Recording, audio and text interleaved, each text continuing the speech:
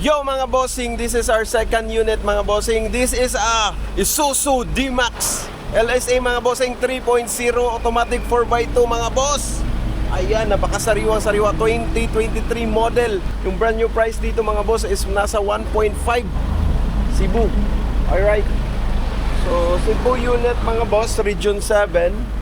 Ayan, 4x2. So pasilip ko siya. Yung mga gulong natin mga boss, napakakapal pa. Tapos dito yung iniba na yung stepboard. Ayan. So napakasariwa mga boss yung D-Max natin. So proven and tested tong Isuzu mga boss. Sariwang sariwa to mga bossing ha. Alright. So tingnan natin yung loob. So ayan mga boss, nandito tayo sa loob ng ating Isuzu D-Max. So ayan, napakaganda ng head unit po mga boss, sa makikita nyo dito mga boss ha. Tapos yung steering wheel niya, napaka soft, napakalambot po mga boss. Bagong bago na.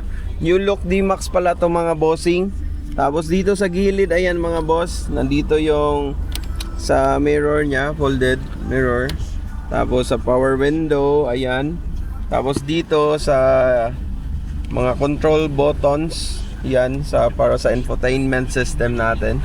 Tapos this unit pala mga boss is 16,000 mileage. Sariwang sariwa yan. Almost 2024 acquired. Tapos automatic transmission mga bossing. Alright, automatic transmission yan. Napakasariwang sariwa. Dito, ito yung aircon vents nya dito. Ayan. Tapos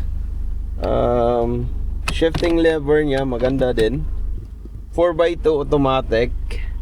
So murang-mura lang to mga boss. Yung price nito na sa unit na to mga boss is only 1.1.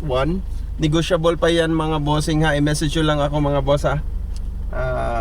Madali lang tayong kausap. Alright, just email me or call me. Call me on my contact number. Alright. So ayan.